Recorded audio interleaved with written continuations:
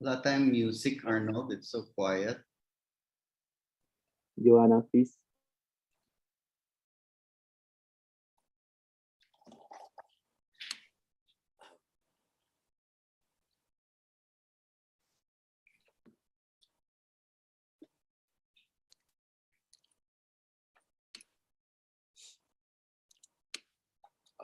State your name.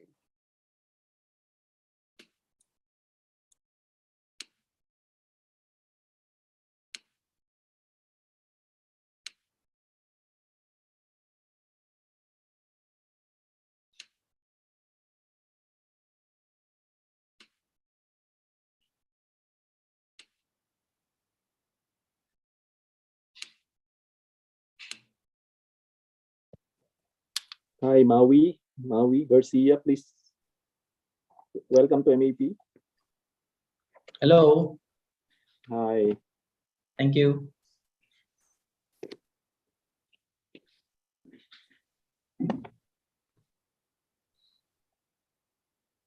Hi, it's Paul from Red Hat here. I'm just going to step out for a second, grab a drink. Okay, thanks.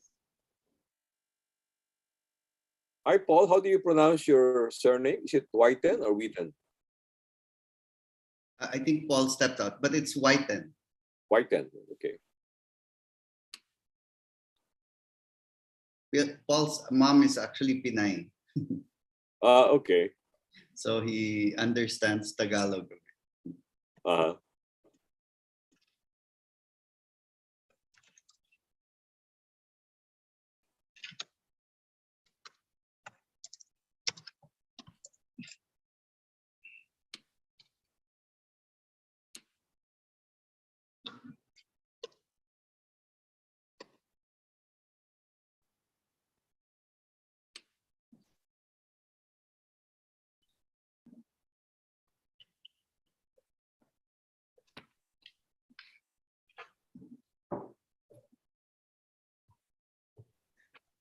Hi, Sandro. Good afternoon. Welcome to MEP.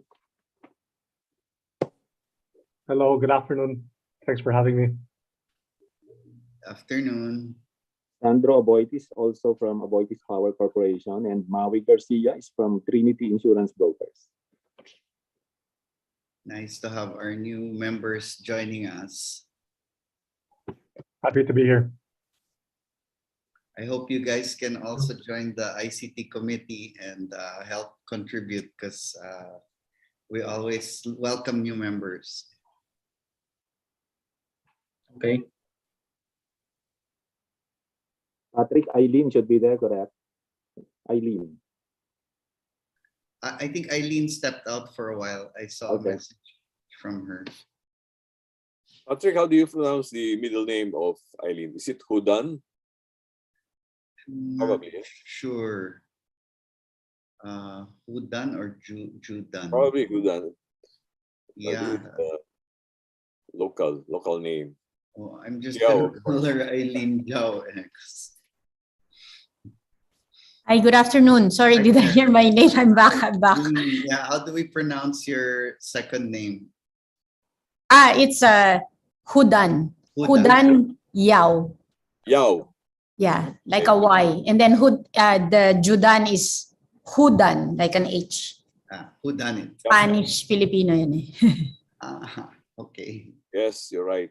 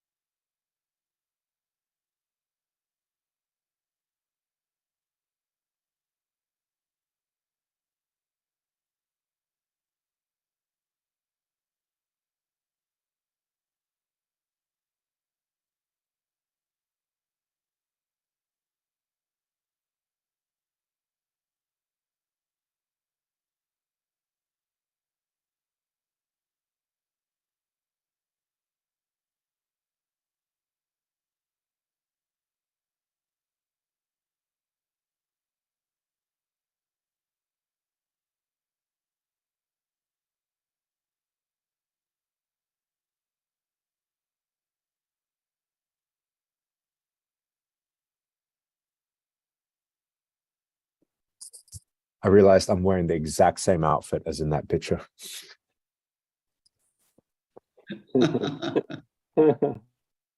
Rocking the black. Never out of fashion.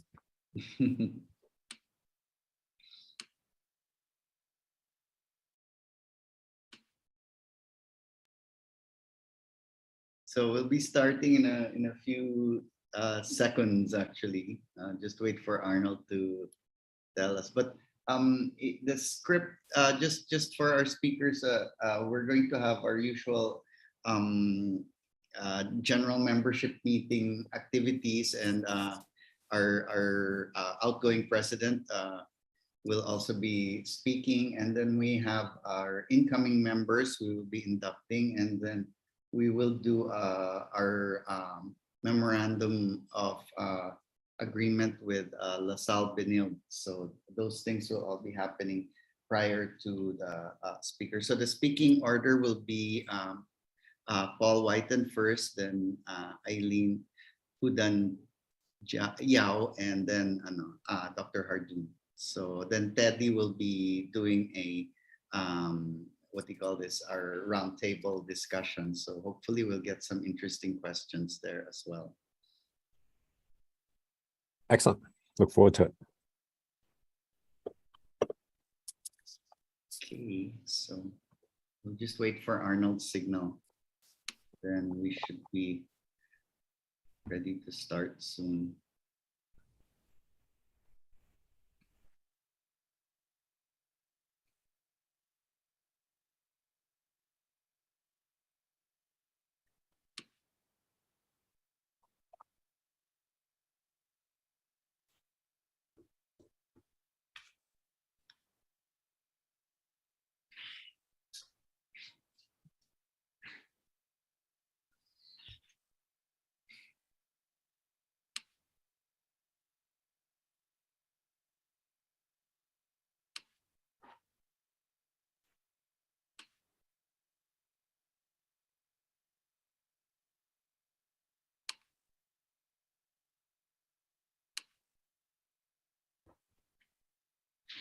See.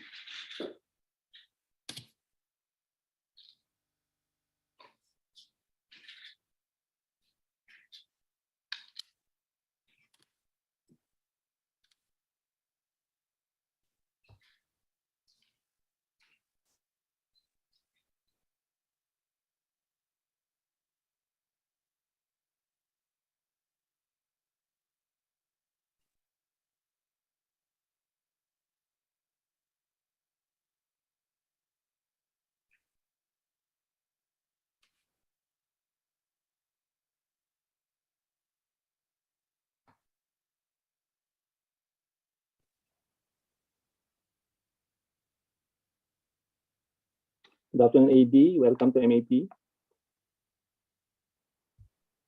Patrick, we can start. Good afternoon, Afternoon, everyone. So we are ready to start. Yes, please. Okay. Good afternoon, ladies and gentlemen. Thank you for joining today's general membership meeting of the Management Association of the Philippines on ICT leadership in our new world, which is a project of the MAP ICT committee, which I chair. My name is Patrick Reidenbach, and I'm the MC for today's GMM. Please settle down comfortably, and we will now begin our program.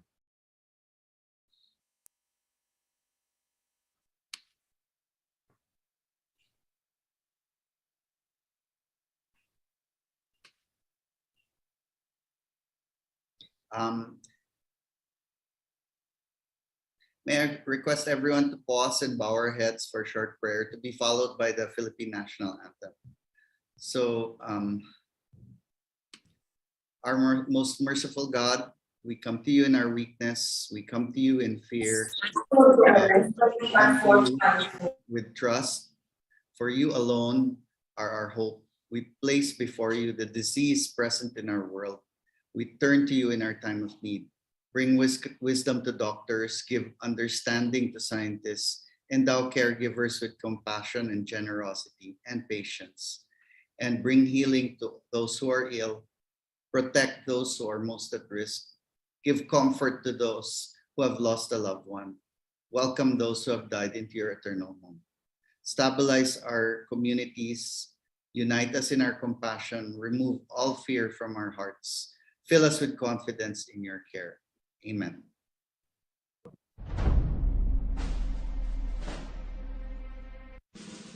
Mga kababayan, ang pambansang awit ng Pilipinas. Kayang magiliw, ay nasasilanganan, alam ng puso, sa titik mo'y buhay. Lupang binirang, kuya ka ng magiting, sa manluluping, di ka masisigil, sa nagatang tutok sa simoy at sa langit ng bagaw, ay hinagang tula, kawit sa pagkayang minamahal.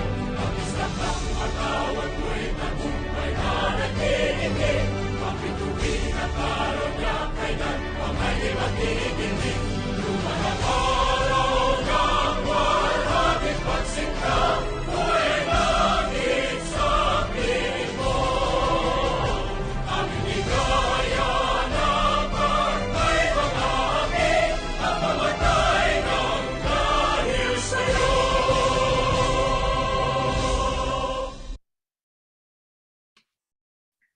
Thank you. So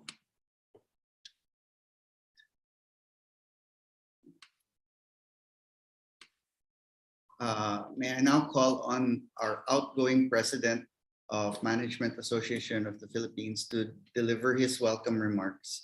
Please welcome the incoming Secretary of the Department of Trade and Industry, or DTI, Dr. Fred Pascual.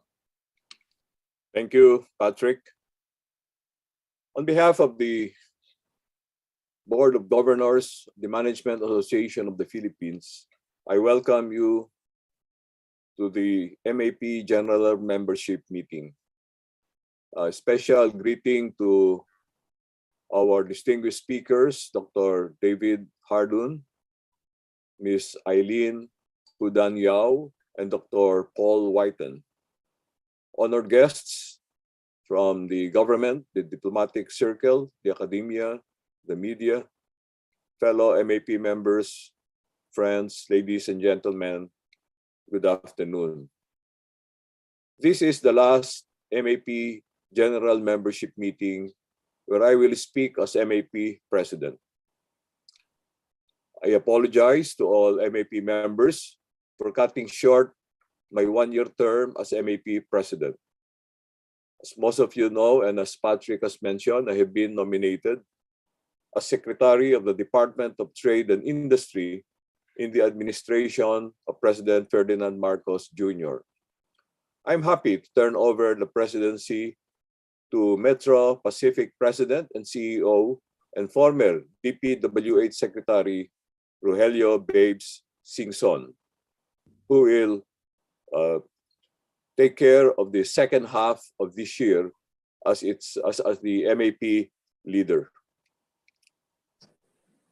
We have also invited Wallace Business Forum Chair Peter Wallace to serve my remaining term as MAP Governor. The other MAP board members for the remaining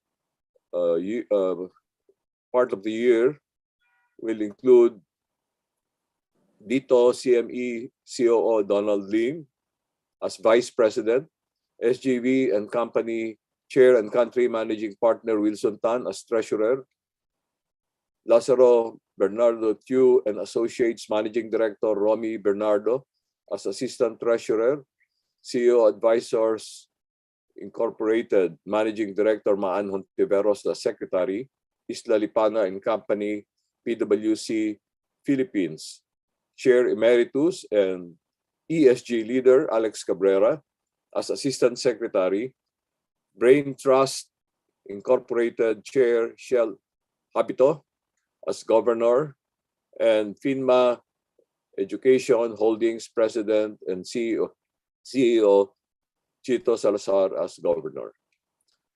Please extend your support to Babe Singson as our new president and the MAP 2022 board, and let them continue to work together with us, the MAP membership, in pursuing MAP's mission of promoting management excellence for nation building.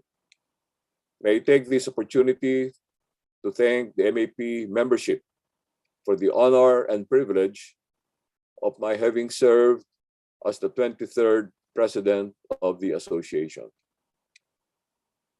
Let me now talk briefly about important matters to our association and our members as well. First, policy reform agenda. The MAP board will soon submit our association's policy recommendations for economic dynamism for the Marcos Jr. administration. The recommendations will cover the following 8 major concerns. 1, education. Address the country's urgent education crisis. 2, health. Make quality healthcare accessible to every Filipino. 3, agriculture and agribusiness. Achieve an agriculture and agribusiness sector marked by high productivity and international competitiveness that ensures food security for all Filipinos. 4, trade and industry, my area. Ensure that our trade and industry policy environment fosters level competition, improved ease and lower costs of doing business, and productivity-enhancing innovation to ensure that Filipinos have broad access to quality goods and services at affordable and stable prices. 5, infrastructure. Prioritize infrastructure of most significant strategic importance to the country and resume active pursuit of public-private partnerships or PPP in infrastructure development. 6, labor and employment. Institutionalize labor flexibility and welfare through executive action and legislation for quick employment generation. 7, fiscal and financial policies. Ensure that fiscal and financial policies are supportive of business enterprises, especially MSMEs, to promote wider job generation. 8, justice. Uphold justice and the rule of law if business confidence is to be sustained and the general population is to live in an atmosphere of peace and security. Through these policy recommendations, the MAP pushes for vital policy reforms through executive and legislative action to sustain economic recovery, attract more local and foreign investments, improve the ease of doing business, and create more jobs, particularly in the countryside. As incoming DTI Secretary, I look forward to working with the MAP in helping the MSMEs in improving the ease of doing business in the country and in pushing for other significant initiatives that we will formulate in our administration. Starting next month, the various MAP committees will organize policy dialogues with newly elected and appointed national officials. If possible, MAP will resume its practice of having face-to-face breakfast conversations with executive and legislative branches of the government. Otherwise, we'll meet virtually. Second item I'd like to take up now is the ease of doing business. The Ease of Doing Business Committee of MAP, together with PwC, are currently conducting an online survey to help identify areas where improvement is observed or still needed. The MAP Ease of Doing Business Committee will use the results of this survey in its discussion with the concerned government officials and agencies and private sector partners in trying to find possible solutions. If you have not done so, please respond to this survey within the day. Today is the final deadline.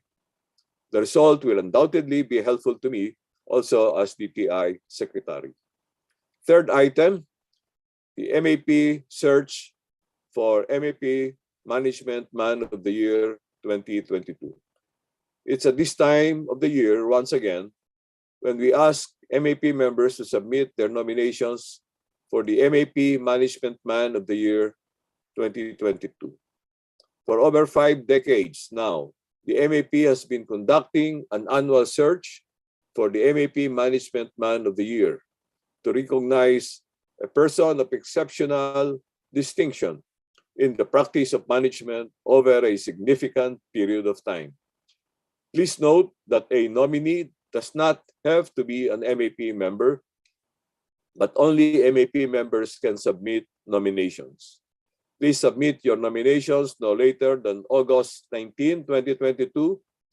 You may download the nomination form from the MAP website, or you may call our secretariat headed by Arnold.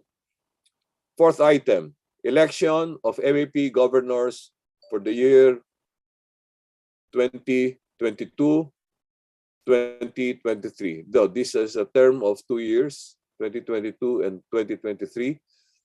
If you have received a letter from our nomination and election committee headed by Malu Crystal asking you if you are willing to be nominated for MAP governors for 2022 and 2023, kindly respond to that letter not later than July 15, 2022. The nomination period will be from July 27, 2022 to August 18, 2022. The elected MAP governors for these 2 years will join the following holdover governors in the 2023 MAP board. These remaining governors are Alex Cabrera, Shell Habito, Donald Lim, and Chito Salazar. Fifth item, MAP website. I'm pleased to inform you that we are now working on phase 2 of the MAP website. Phase 2 will enable MAP members to edit and update their individual information through the website and access the contact details of their fellow MAP members online. Sixth item, September 13, 2022, MAP CEO Conference. Please mark your calendars for the September 13 MAP International CEO Conference on the theme, The Winds of Change, Thriving in a World of In-Betweens. Take advantage of the early bird rates for this conference. For June, the early bird rates are 10,000 pesos per member and 12,000 pesos per guests. And the rates will increase to 16,000 per member and 18,000 per guest in September. Thanks to the First Philippine Holdings and Business World for cooperating in this year's MAP CEO conference. Thanks also to PwC Philippines for continuing to be our knowledge partners. Thanks are due also to our other sponsors, namely premium sponsors, SM Investments Corporation and BDO. Privileged sponsor, EON. Preferred sponsors, Punong Bayan and Arroyo, Grant Thornton, SGV and Company, and Stratcom. Partner sponsors, Du Baladad and Associates, Mega World, FINMA, Semirara Mining and Power Corporation. And lastly, media partner, the Manila Times. Seventh item, November 11, MAP Next Gen Conference. Please mark your calendars again for the November 11, 2022 MAP Next Gen Conference on the theme, the generational shift, mindsets, motivations, and management. 8th item, signing of MOU with De La Salle University Animal Labs on the shared prosperity research. Later in today's GMM, we will sign an MOU with the DLSU Animal Labs Foundation. The MOU covers research on shared prosperity. The research program aims to establish a baseline of data of the 19 metrics on shared prosperity covenant, which represents the advocacy of the MAP, that is also the subject of the Philippine Business Communities Covenant for Shared Prosperity, signed with other organizations last November 5, 2020. The covenant aims to address the country's problems and gross inequality in all aspects of life through inclusive development and ensure ethical wealth creation and sharing.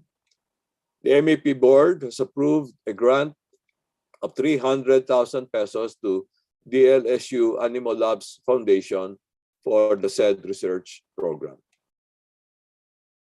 9th item, face-to-face MAP General Membership Meeting on July 14. Please join the MAP's first face-to-face GMM on July 14 from 12 noon to 2 p.m. at the Shangri-La at the port. 10th and last item, August 11 Economic Briefing and GMM. Please also join the face-to-face MAP Economic Briefing and on August 11. Secretary Arsenio M. Balisaca of NEDA has accepted to be the first speaker. We have also invited BSP Governor Felipe Medalla to be the second speaker. In conclusion, please keep an eye on your emails, Viber inboxes, the MAP website, and the MAP memo, our weekly electronic newsletter for more information on events I just mentioned, as well as regular updates on MAP's programs and activities. Thank you very much. It was a pleasure serving you for the first half of this year. Good afternoon again to all. Keep safe and healthy.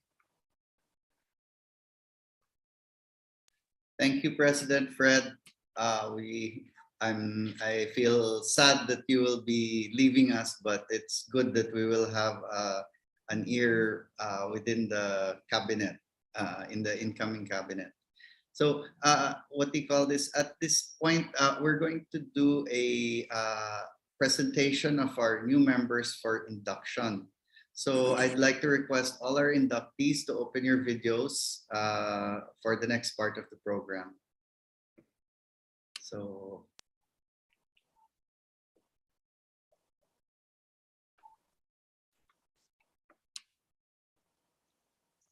Okay. So good afternoon, and thank you again, President Fred, for an excellent 6 months with the MAP, and good luck with your new job at the DTI.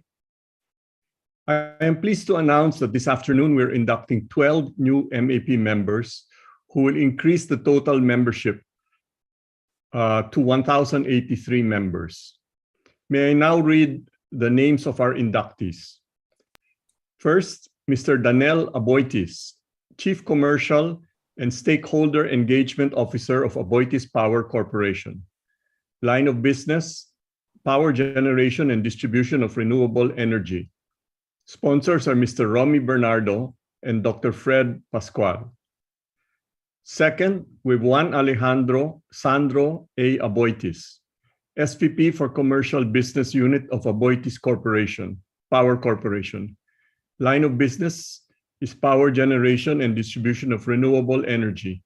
Sponsors are Mr. Romeo Bernardo and Dr. Alfredo Pascual. Third is Mr. Mike Gallego, Advisory Practices Leader and Knowledge Management Head of Punong Bayan and Araulio, Grant Thornton, Philippines. Line of business is assurance, audit, advisory, tax, and outsourcing services. Sponsors are Maria Victoria Españo and attorney Francis Lim. Fourth is Mr. Edmund Alan E.J. Aguas Kia Hansen. Wait, are we? Yes. Okay, he's the VP and Investor Relations Officer of FINMA Corporation. Line of business is holding company, and then education, property development, construction materials, cement, iron sheets, hospitality, housing, and solar energy. Sponsors are Dr. Chito Salazar and attorney Francis Lim. Okay, then we have Mr. Emmanuel Maui Garcia, Senior Vice President of Trinity Brokers. The line of business is insurance brokerage, and the sponsors are Mr. Isidro Garcia and attorney Francis Lim. Next, we have Mr. Tristan D. Las Marias, the President of Philinvest Land. Line of business is real estate and property development, and the sponsors are Mr. Vince Lawrence Abejo and Ms. Maria Carolina Dominguez. Next, we have Captain Stanley Stan Kuanang, the President and COO of Philippine Airlines. The line of business is aviation, and the sponsors are attorney Francisco Lim and Secretary Alfredo Pascual. Next, we have Ms. Olga Grace Perez, the VP for Global Solutions of Nucor Industries International, Inc.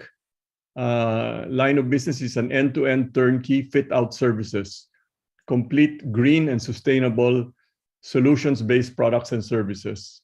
Sponsors are Ms. Sheila Lobien and attorney Francis Lim. Then we have Mr. Shiju Varghese, President and Country Head of Tata Consultancy Services Philippines. Line of business is IT, business process, infrastructure, engineering, and assurance services. Sponsors are Ms. Sheila Lobien and attorney Francis Lim.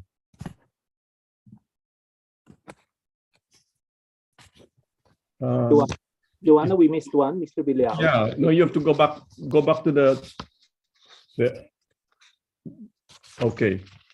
So we have also Mr. Ramamurthy Venkatesh, the Managing Director of Moog Controls Corporation, Philippines. And the line of business is manufacture, assembly and fabrication of electro-hydraulic servo valves, controls, motors for use in aerospace and industrial application. Sponsors are attorney Francisco Lim and Dr. Alfredo Pascual. Joanna, please, Mr. Villao is on board.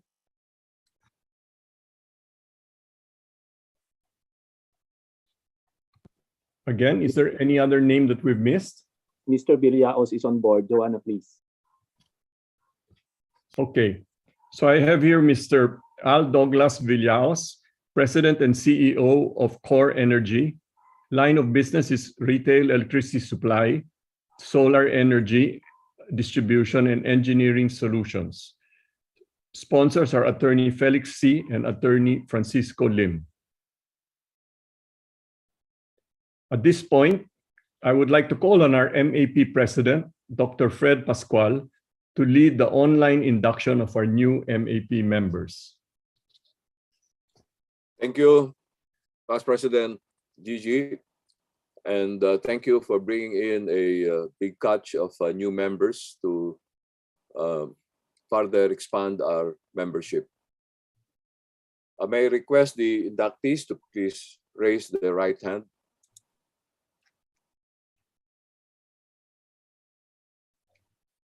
And repeat after me. I state your name.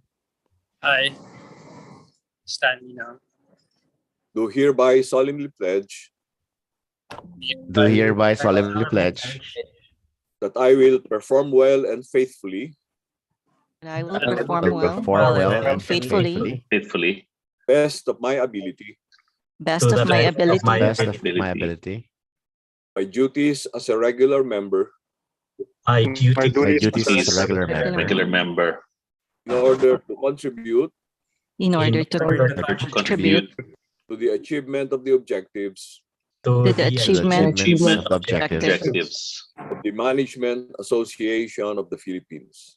the management of the Management Association of the Philippines. So help me God. So help me God. So help me God. Congratulations and welcome to MAP. Thank Thank you you. very much. Thank you. Thank you. Thank you.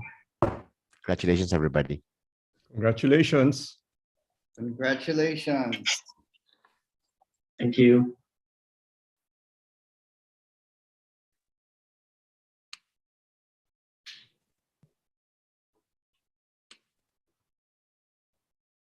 So thank you, President Fred, and thank you, Gigi.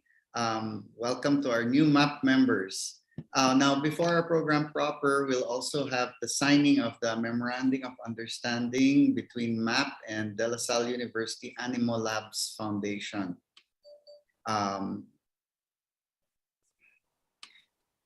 May I ask the signatories and witnesses to turn on their videos now, please? And at this point, I'd like to call on the following signatories.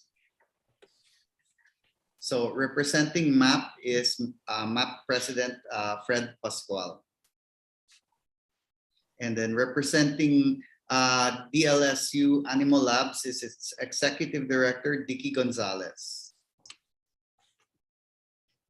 And witnessing the signing are the MAP ESG Committee Overall Chair, Popoy Del Rosario, MAP ESG Committee Governor in Charge, Alex Cabrera, DLSU Center for Business Research and Development, ASEAN Corporate Research Network Head, Arnel Uy, and DLSU Animal Labs Project Research Associate, Maria AILEEN Villanueva.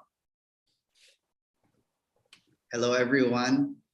This is exciting. So DLSU Animal Labs Foundation and MAP will work for the first time on this shared prosperity research program.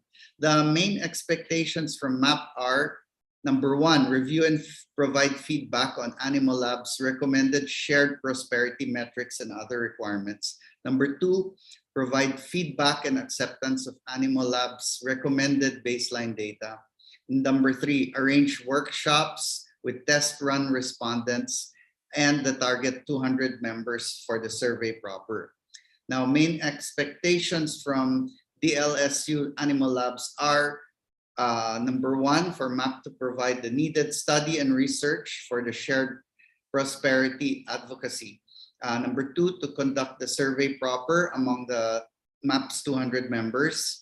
And number three, to handle the workshops for sharing of survey results and respondents' feedback. So at this point, may I request our signatories and witnesses to please make sure that your videos will show you holding the Memorandum of Understanding close to your chest. Great. And now I'd like to request our secretariat to execute the photo op. And don't forget to smile. Okay, ready? 1, 2, 3. Another one, please. 1, 2, 3. Thank you. Thank you. Thank you, everyone. So, well, we'll be starting our event proper shortly. Here are some reminders, please, before we proceed with the presentation of our speakers. So as participants for this GMM, we'd like to, we will automatically turn off your audio and video. So please submit your questions through the Q&A box below. So you'll see it on your screen with the assistance of our MAPRES Secretariat, and our Q&A moderator will read the questions on your behalf. You will only be able to see the program participants, but you will not be able to view the other attendees. So I guess let's get started. In line with MAP policy and in the interest of time, we will dispense with the lengthy introduction of our speakers. So these profiles will be flashed on screen. And I'd like to remind our speakers that you're given 15 minutes each for your presentations. So without further ado, I'd like to call on our first speaker. He likes to refer to himself as the cloud advocate of Red Hat from their APAC Office of Technology in Singapore. Please welcome Mr. Paul WHITEN. Thank you, Patrick, and kumusta to everyone. Just checking now, you can see me, hear me, see my slides. Yes, we can see it. Fantastic. So let's start the timer and get going here. Thanks for the invitation to speak today. Really, what I focus on is helping organizations speed up their time to market, transforming their application delivery through the adoption of cloud technologies. I've been based in Singapore for the last 12 years, and I'm looking forward to sharing my experience from across the Asia Pacific region in terms of what we're seeing in the market and what we're seeing when it comes to cloud adoption. So let's jump into it here. And I think the first question to set the scene is, look, it's been a very interesting last 2.5 years.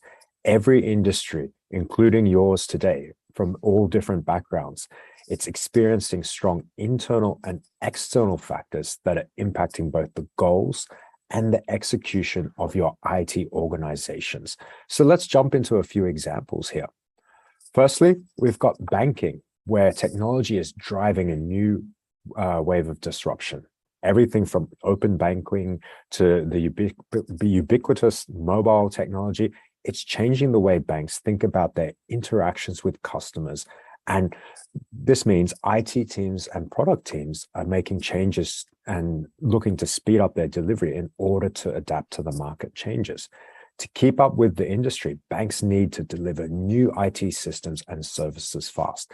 Now, last night, while preparing to speak to you today, I looked up the unbanked population in the Philippines. And my stats, it was a very quick Google search, but in 2019, 51.2 million people, 71% of the adult population was unbanked in the Philippines.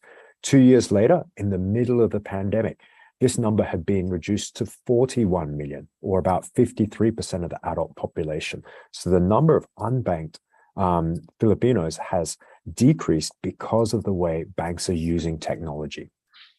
Next up, we've got the logistics and shipping industry, where digital systems and stability is more important than ever. It's mandatory to have stable systems when you're ordering things, particularly during the supply chain crises we're seeing now and throughout the pandemic when we were locked at home. I know everyone's camera is off, but do put up your hands if you've ordered something online. I know my wife gets deliveries, Amazon deliveries to our door. Thank you very much. All the time now. And this was something we didn't do before the pandemic. And moving on to the automotive industry, for auto companies, data has become the new fuel, as they say, and this is forcing massive scale of digital systems. Auto manufacturers are essentially now IoT companies and device companies, and they're focused on AI machine learning for real-time analytics of data to help support autonomous driving platforms. Now, when I think about that, I think maybe Manila is not the best place to train your AI machine learning models for self-driving cars, given the state of traffic and the jeepneys and all the motorcycles and hustle and bustle there. But eventually we will see it there. So I think the question becomes for the audience today, do you need to deliver solutions faster? Will delivering these IT-based solutions help your organization to innovate and meet and exceed their goals? So often the goals of your development, your product teams, and then the operations teams are viewed in conflict with each other. The former, the developers, they want innovation and speed. What this really means is increased deployment frequency, making changes to production, releasing new services and applications faster, while reducing the lead times to get these systems into production. The latter group, the operators, they want stability with low change failure rates and a fast time to restore should things go wrong. These outcomes are often seen as a trade-off between each other.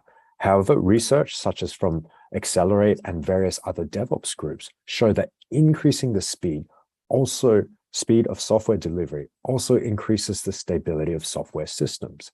So leveraging cloud technologies means that speed and stability can become a reality for your IT teams. And what this means to business stakeholders is that faster time to market, it means more innovation, business agility, competitive advantage. Customers are happier, you get more customers and more revenue as well. So it's not a trade-off between your throughput and stability. They go hand in hand together. Next up, we have to think about the scalability of our services. A few years ago, people were talking about your speed or your throughput and your stability. But now, in an internet-led world, an online world, we also have to talk about scalability. Are your systems able to handle the increased demand when needed? In America, we've got the Black Friday sales. And when preparing for this presentation, I asked, what are the top sales in the Philippines? I know here in Singapore, we have Shopee and Lazada, and they have 6.6 sale, 7.7 sale, 8.8 sale. There seems to be an online sale every month. But I did some quick searching for the Philippines, and it seems like there's an online sale all the time, from the summer period through to the Christmas period and so forth there. Regardless of how often you have a sale, you will see peaks in your demand for your services, and you have to address that scalability. And the reality is, in this new world, we need to focus on all three. We need to look at the speed, the stability, and the scale of our IT systems, of the services we deliver to our end customers, to the business stakeholders. Now, the reality is of today's IT environment is probably a bit different to that ideal state. Organizations are grappling with how to deliver the speed, stability, and scale while making old and new systems work for their business. You need to think, are we going to modernize our infrastructure? And how are we going to run them across multiple clouds?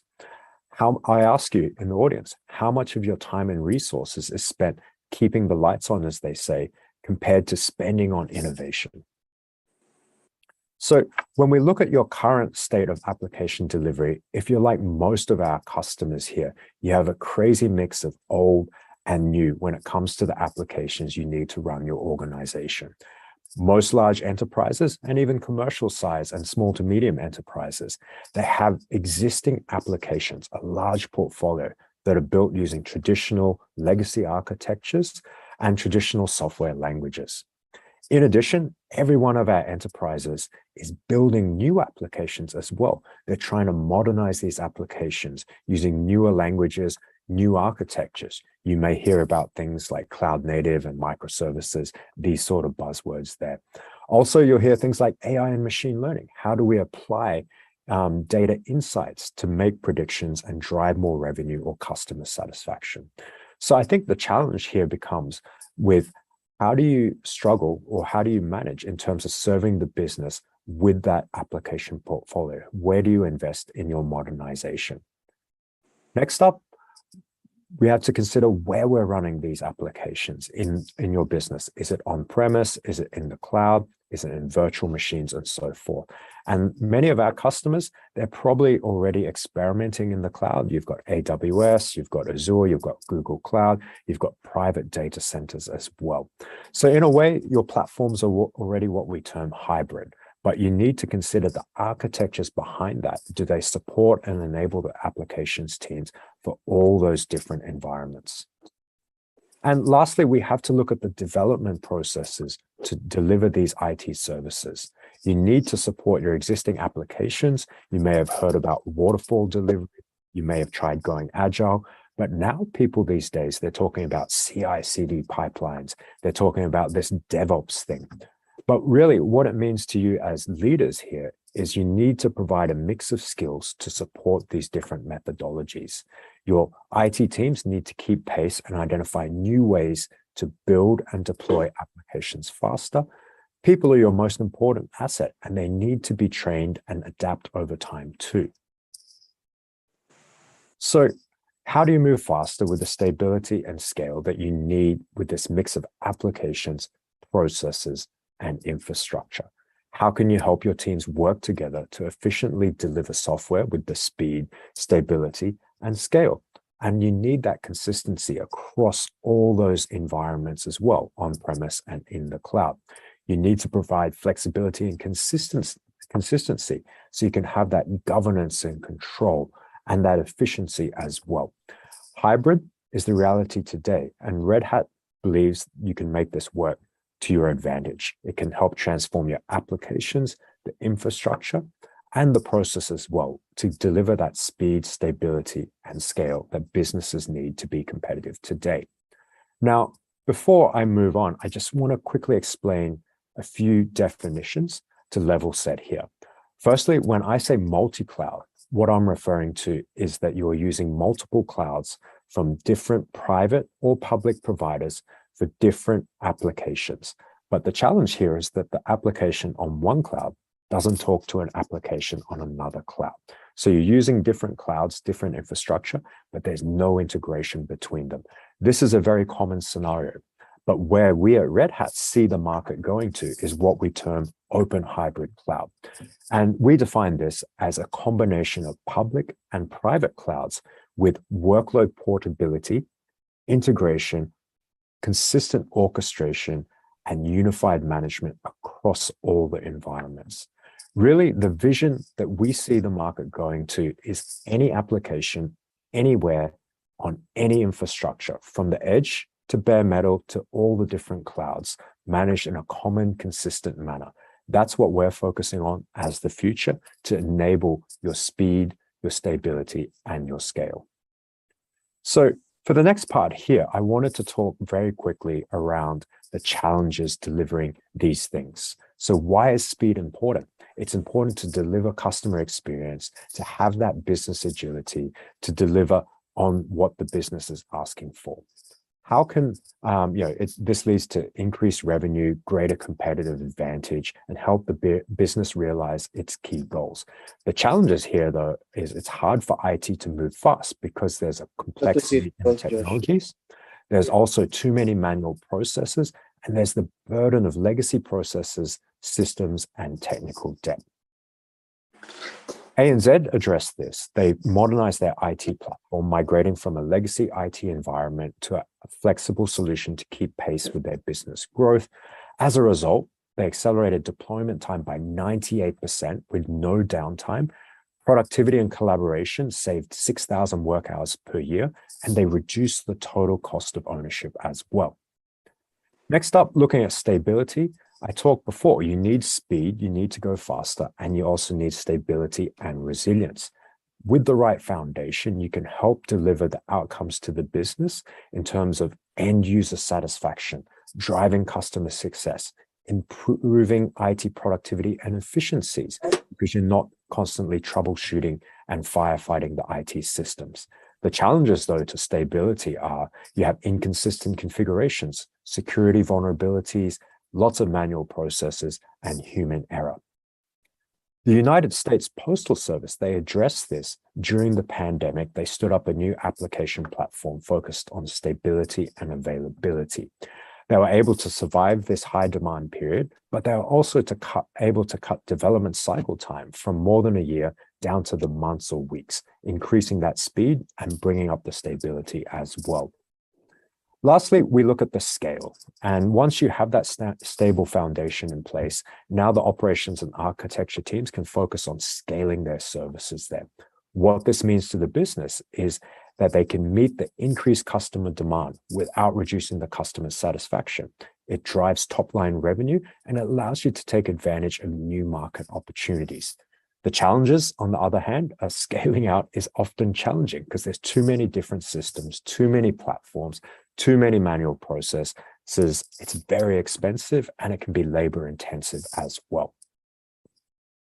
BMW addressed this because they needed the speed, stability, and scale to support a future of connected cars and autonomous driving. Maybe not in Manila just yet, but that's where they're going.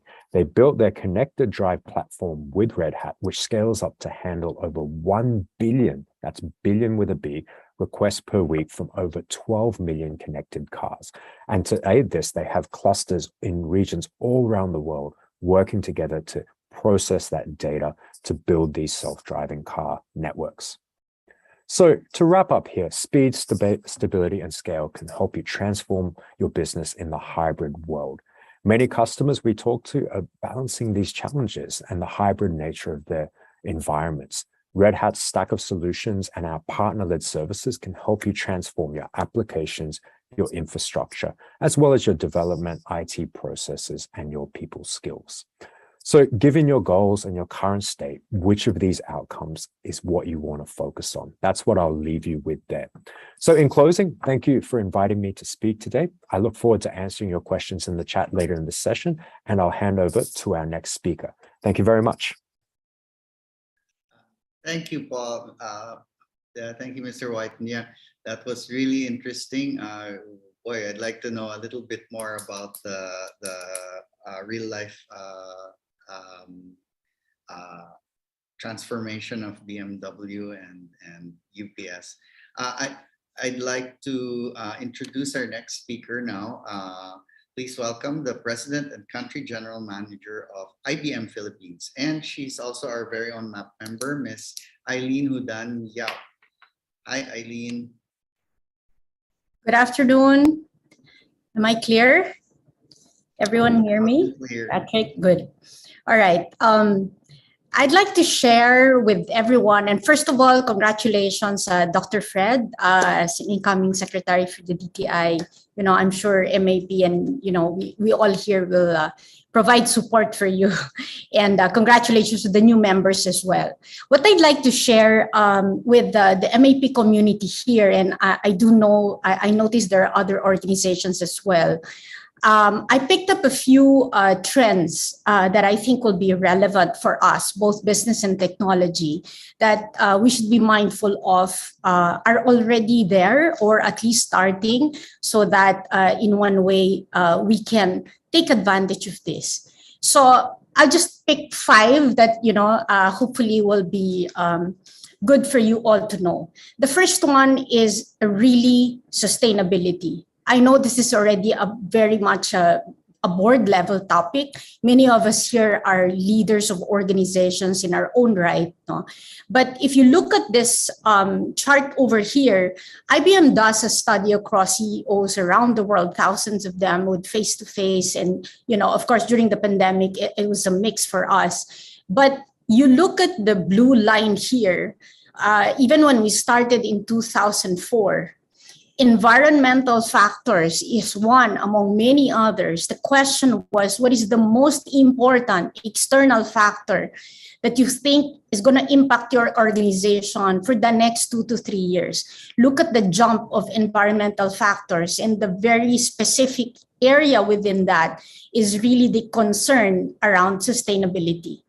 And interestingly, the sustainability angle becomes even more a digital transformation catalyst. Let me cite a few points for you. No? So we know that at the top senior level, we know it's important. But increasingly, we have also seen that based on the studies, employees of organizations are also concerned, and they try to now get attracted to organizations who actually declare and actually practice sustainability as part of their strong agenda. So think about it. This is the concern. The other one is also in terms of consumer goods, no, or products that we consume. About half of it also has shifted into, you know, attracting those with the sustainability agenda in terms of materials and transformation as higher revenue generating entities. So really, again, getting more attention, but how do you actually convert that into action, right? And why, probably you ask, why is that going to be very relevant from a digital transformation perspective? You heard from Paul earlier, right? From a digital transformation agenda. Let me tell you why it becomes relevant to digital transformation. When we talk about sustainability, and why you're probably thinking, so IBM, where are you in all of this? Why is that an interest also for IBM? If you think about it, it's all about data again. But data, if you look at this on your screen, is now represented in many different forms. It's no longer about text that we type and so on, right? Depending on the industry that you are in. And I see many of you, especially the new members, are represented in all these industries. All of us are producing different types of data. And by the way, it's not only structured data, it's data that's coming from sensors and devices that we actually have in our industries.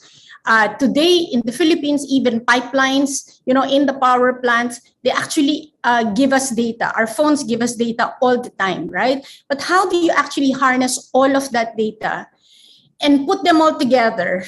Think about it. And then you now look at the organization. How does that matter to your financials, health and safety, to HR, asset management for plants, supply chain management. And then you look at the compliance and all the way to devices, right? And you put it on top of infrastructure. I'm happy that Paul went ahead of me because by now at least you get a good idea now of the concepts of the public and the private cloud. You heard it from Paul, the open hybrid platform. But take note on the left, even employee computers are now going to be useful in putting all together this data and processing it for good use and giving you insights on sustainability. The good news is, regardless what that is, right? Technology now exists so that you can think about what you see now on the screen. Think about it as, you can now put all of this and have it possible to be generating insights for you, like a data science platform, regardless whether your compute infrastructure is on-premise in the open hybrid cloud platform. And then you're able to leverage artificial intelligence, advanced analytics, even blockchain, right? And then it will give you insights. I'll give a very, very simple example. Okay, it's oversimplified, but it's a good local example. In Energy Development Corporation, they've started out with data that is very useful for them, which is about weather. So how they use it, in IBM, we have the weather company, and it uses hourly data, hourly forecast data within a very small range, that is customized for them to look at risk and determine, shutdown and secure decisions, and then versus hazards that they would face in the plants because it's going to be expensive, right? So this is hourly, and it's actually being captured in near real time, and we provide this data to them, and now they're able to process it on their own, right? I say oversimplistic because this is just one part of an example of the whole gamut of data points that you can actually use, right? And I'm happy to share this example because the data science behind this and the analysts and all of the work that's being done about this and for this kind of a platform for our environment intelligence suite is actually run by Filipinos and from the Philippines. So I thought I'd share that with you. The next trend is about trustworthy AI and security. It's important. I'll give you just a very condensed version. You hear about artificial intelligence. So this is using machine learning to look at all the processed data and give us more insights, okay? And the question then is, how do I trust it? Why will I trust the insights that are generated by AI? So I'll give you a crash course. These are the principles for AI trust and transparency. It's important that if an insight is given to you, and maybe you can think about the same things too when you're given insights by your team, it's got to be explainable. Where did the data come from? What journal did you read? Where did you get the source of the data? So all of that needs to be explainable, right? It needs to be robust. If you're actually using machine learning or processing all this data, if it's a small, volume, you don't apply machine learning to that because you can process it yourself, right? But as data comes in, as it ingests more and more of the data from whether devices or structured data, it should not stop, okay? It's got to be a robust platform with and without, latency in connection, etc. So it's got to have that consistency and really robust. Fairness, okay? Behind all of this are algorithms about unconscious bias, okay? I'll give you a very simple example. We do this, but it's an IBM example. Part of what we have for performance management and also compensation, pay, how do you know what to give and at what rate, etc., right? So you look at many, many different parameters because managers can be very, very biased, okay? So, but it can use AI and suggest to you why pay or compensation, is tied to performance and what the basis would be, and then give you insights, right? Of course, you will decide as the human being, but it will take out unconscious bias based on certain algorithms that are fed into the system, right? Previous manager, gender, etc. And what else? Transparency, okay? If there is a basis and this is how it arrived at the data, it's got to be very transparent. You need to show. Walang secret, okay? So the transparency is very critical in AI.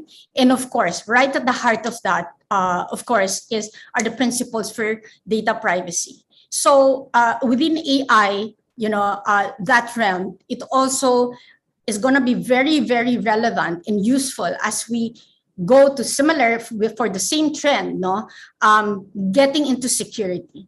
I will tell you that Asia is now the #1 most targeted region for cyber attacks, right? We were not the #1 before, right? Philippines is not the #1, but certainly we are one of those that are prone to this, right? But why is this one that is relevant, okay? And why am I connecting it also and telling you about trustworthy AI and then putting it into security?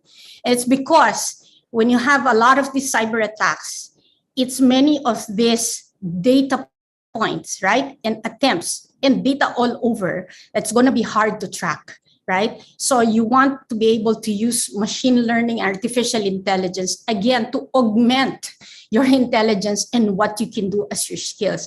So always think about AI as that, right? So it's really augmenting. And then the other point I'd like to share is that security now is no longer an IT concern only. It's got to be everybody's concern. In fact, this is the reason why, we advocate that the response to security has got to be everybody's concern within your MANCOM, your EXACOM, the employees, because no matter how well IT tries to protect you, if you have vulnerable employees or entry points from HR or others, that's where you're going to be attacked, right? So you want to put it together, and there's a way to practice it like a cyber range where all different functions can practice their skills. We now have it in region. It used to be just in Boston. So the third one I'd like to share is about platforms and ecosystems. For some of you, maybe in the financial industry, in a way, and now consumers, us, Lazada, and all the shopping platform, that is a platform, right? It happens to be, let's say, for example, Lazada is one company, but it's a marketplace. So you're seeing more and more of platforms really coming up, right? Coming up and doing it for a very specific function. It's no longer the concept of just one organization. It's what do they want to do and what platform? Is it a marketplace? Is it payments? Is it what, right? So all of this now, they all come together. What else? It's really the partner ecosystem. Gone are the days, maybe it's a controversial statement for you. Gone are the days where we have to think that, oh, that's my competitor. Now it's an ecosystem. We got to complement and maybe do co-opetition with each other at some point because we all operate within the platform. So the future will continue to go into this forging partnerships. Even MAP, you see more and more, even during the pandemic, the function of more joint initiatives across whether different countries, different chambers of commerce, and different organizations. I'd like to share the fourth trend, okay, which is, and you keep hearing this as we go into hybrid workforce, right? Now we see this a lot locally. You want to see how this starts to blend, okay, with technology. right? You want to see the power of the human being, right? And infusing it with what AI can do. Let's not think that, it will replace. Think about it as augmented intelligence, right? And where we can really take advantage of the left, where you have the human really being able to do that, and where the capacity on the right side, you can actually put them all together, right? So it's when this blends together for different functions, that's when we can actually get the best out of this, right? So look at that, right? So that's how it works, right? This is where we excel as human beings, but the right side, this is where you can use how it can be augmented by the machine learning experience and AI. And finally, accelerated discovery, right? I will just give very few examples here. Carbon capture, we talked about sustainability. Today, there's technology that using LiDAR technology, for example, IBM, we piloted this already in Manhattan and in the US and parts of the US, where you look at trees and understanding what type of tree, I wish we can do this here, but what type of tree can actually, capture, carbon emission more than others. And they realized, certain trees can, in a certain area, able to capture 52,000 tons of carbon, right? So you'd like to plant the right tree that will capture more, right? So what else? For drug candidate, as we look at all this in the pandemic, you look at, discovery for drugs, you need strong compute capacity and all the possible algorithms behind looking at the right cure, right? And which candidates are for which. There's a lot of simulation that happens there. It's really accelerating discovery. Imagine if you had to do it on your own computer, it's gonna be difficult, right? This is why it's accelerated discovery. Genomic platform, you hear this, in COVID, when they test you, you look at the genome sequence, you hear that, right? So there are more and more of these genomic platforms that are already now starting to come up. And again, what? It's a lot of healthcare data that's putting in. What do you do with that? You have to look at the insights, right? And of course, a lot of literature, right? Accelerated discovery. Think about it like you're needing help to read through thousands and thousands of documents, but look at, insights that you're looking for, and really accelerate that kind of a journey.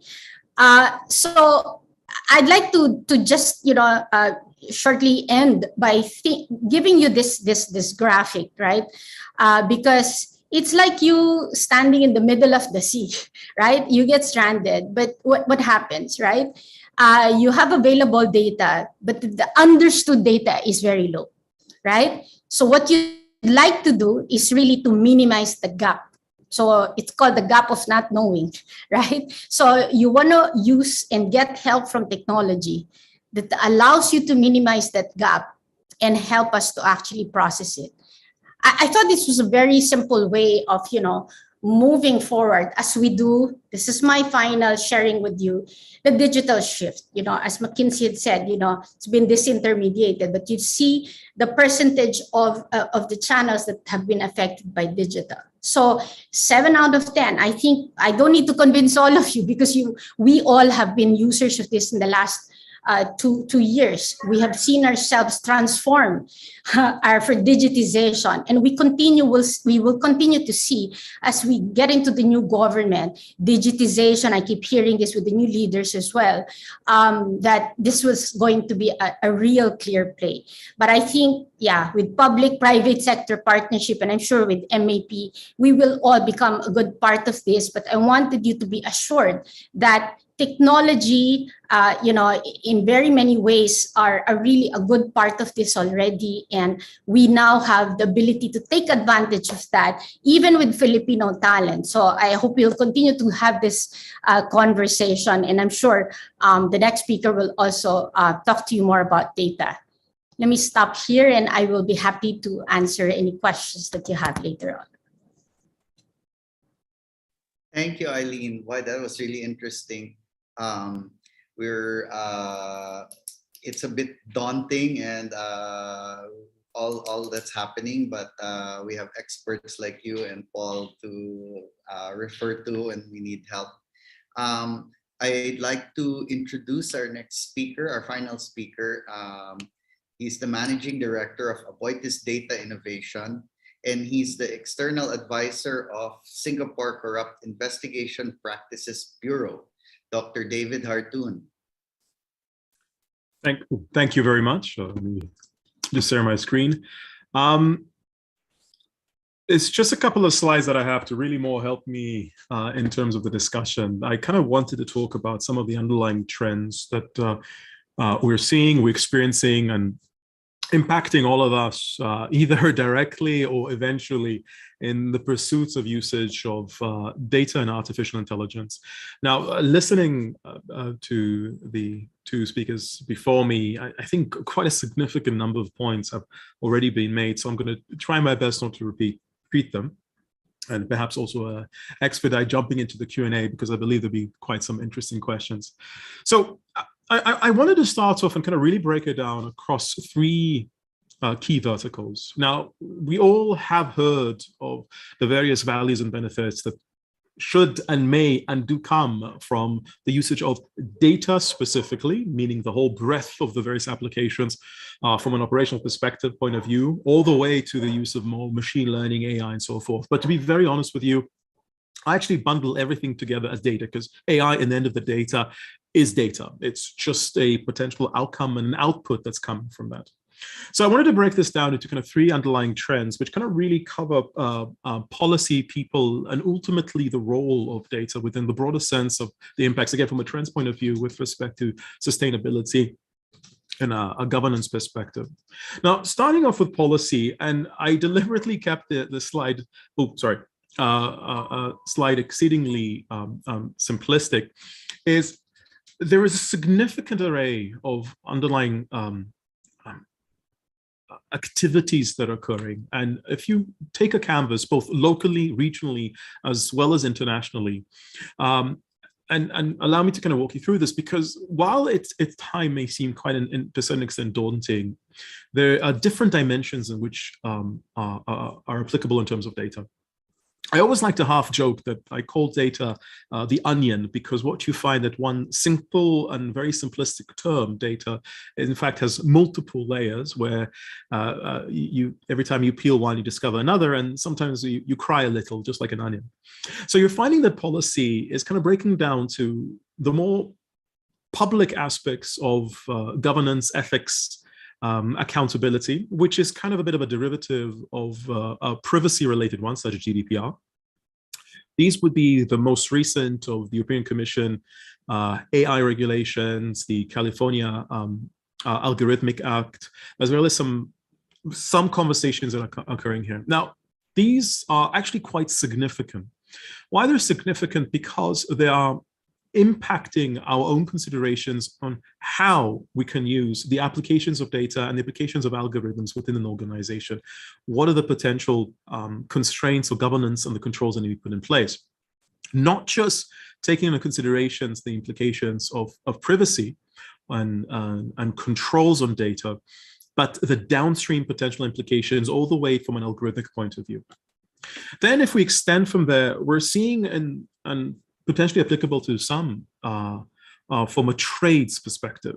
So the one which I'm personally most enjoy reading, if one would call it enjoying, is the US MCP a trade agreement. The one most recent one relevant to us, RCEP, which I believe should be soon ratified by even Philippines as well, which have fair chapters and provisions with respect to economic trade and data, as well as digital trade. Now, these again are policy trends that we're seeing with respect a far more acute and specific dedication from regulators, policies, and regional point of views with respect to the implications and how should data, as part of a developmental point of view within an organization, as part from a trade perspective, should be considered. Now, again, this is still very much in a formation. There's still very much building up our understanding. For example, taxation is very much left opaque. and for individual countries to address. But we're seeing more and more underlying trends with respect to this particular direction.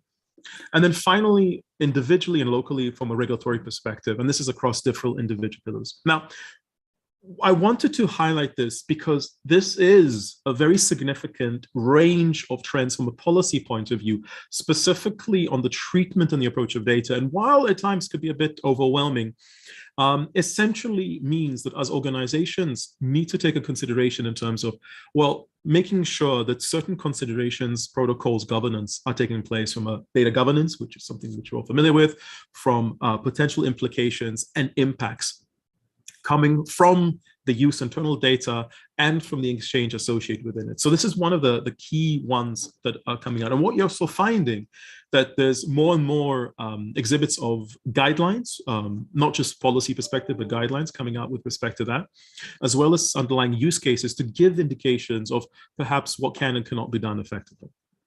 So that's in terms from the use of this data.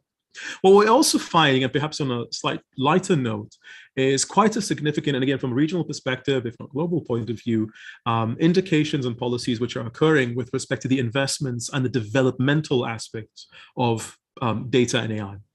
To a certain degree, this is a bit driven by the developmental of the prior policy that I was mentioning, is by creating sometimes just simply called sandboxes, sometimes referred to as regulatory sandbox, to allow for a certain degree of leeway and exploratory development of the underlying solutions and demonstrating the value across multiple industrial pillars from the usage of data, as well as identifying if there is a need for additional controls or not.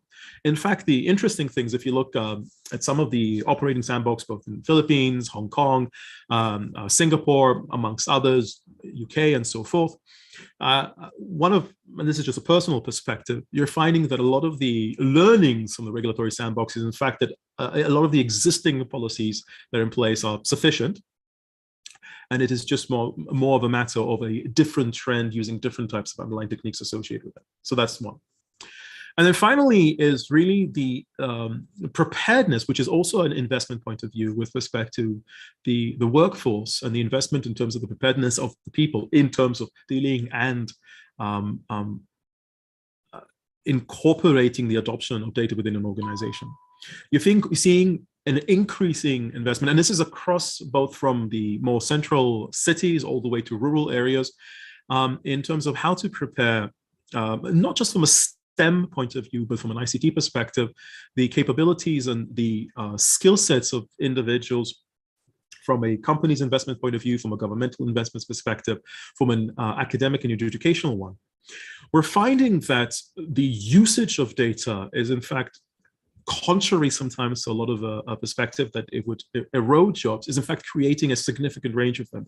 For example, all the way from labeling, which is recently increasing quite significantly. What we've found that the usage of data, usage of machine learning AI has a significant requirement on label data. And this has been generating work across areas such as Indonesia, Malaysia, and the Philippines. Connected Women is one good example of them, where a task force that may not have the same expertise and capabilities in terms of the development of algorithms are being used from a workforce perspective of actually labeling and analyzing data. So what I'm trying to get with this is, as you can see, there's quite a range of policy implications from the understanding, the context, the usage from a governance of data, the trade dimension of data and the implications associated within it, the investment in encouraging both companies to